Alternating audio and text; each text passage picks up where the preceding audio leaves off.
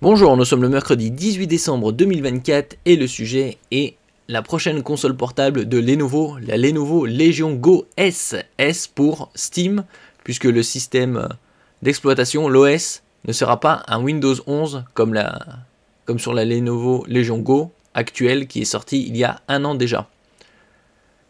Et donc elle aura également des specs différentes puisque l'écran serait OLED et de taille inférieure à 7 pouces. N'oubliez pas de vous abonner pour plus de news sur le monde de la high-tech ainsi que les bons plans, également sur mon Twitter et en description sous toutes mes vidéos. Et donc on aurait les premières images, elles seraient présentées également au CES de Las Vegas dans environ 2 semaines. La version moins chère de la console de Lenovo se débarrasserait des éléments les plus originaux pour se recentrer sur une expérience proche de la ROG Ally. Une nouvelle puce fait son apparition moins puissante que la Z1 Extreme. Est-ce que ça vaut vraiment le coup ? Plus petite, un peu moins puissante. Faut voir aussi la différence de prix. Actuellement, la Lenovo Legion Go en 512 Go est à 650 € au lieu de 800. Une Lenovo Go rationnelle qui se dépouillerait de ses spécificités. Donc, adieu toute la particularité qui est, justement, comme on peut le voir sur l'image, fait penser à une Switch de Nintendo.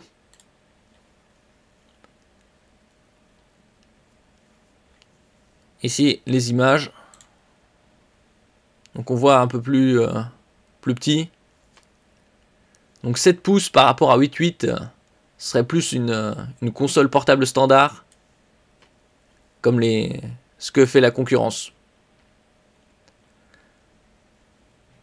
Au dos, 2 gâchettes et des grilles pour le ventilateur s'invitent. Sur le dessus, la Lenovo Legion Go profiterait également de 2 ports USB-C placés l'un à côté de l'autre, comme on peut le voir ici, numéro 17.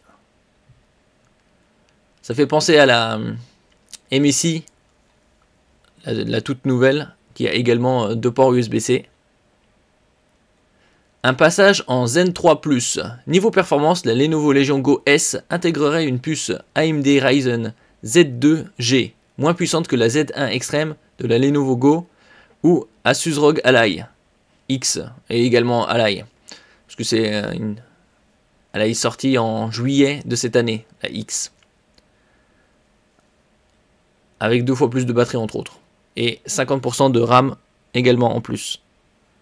En effet, la Z2G reposerait sur une architecture Zen 3 Plus Rembrandt pour son CPU et RDNA 2 pour son GPU qui est intégré. Pour référence, la Z1 Extreme repose pour sa part sur l'architecture Zen 4 et RDNA 3. Donc il faudrait que la différence de prix soit vraiment notable. Actuellement, comme je disais, c'est 650 au lieu de 800. Il faudrait que cette Go S soit dans les 400 €. Si elle est au-dessus, ouais, on va dire entre 400 et 500. Au-delà de 500, ça vaudrait pas du tout le coup. Reste la question du prix. La Legion Go coûtait 699 à sa sortie. Bon, ça dépend des versions, puisqu'il y a 512 et interoctets. D'après Windows Central, le modèle S pourrait descendre à 499 ou 599. Ouais, il faudrait plus miser sur 499, voire même 449. En euros à sa sortie, la console montait à 799. Bon, là, actuellement, c'est 650. Un prix autour des 599-699, donc, paraît plausible. Moi, je dis, c'est beaucoup trop onéreux pour ce que c'est. Un écran plus petit, des performances CPU, GPU moins performantes. Y a-t-il vraiment un intérêt ? Ici, on a d'autres informations. Dans un post repéré par The Verge, un leaker généralement très fiable a annoncé l'arrivée prochaine de la nouvelle console Lenovo Legion Go S avec un détail attendu par de nombreux joueurs. Tout indique que l'engin sera doté de SteamOS, donc l'OS de Valve, et non plus un Windows 11 de Microsoft. Donc ici, c'est les mêmes images. Un peu plus basique.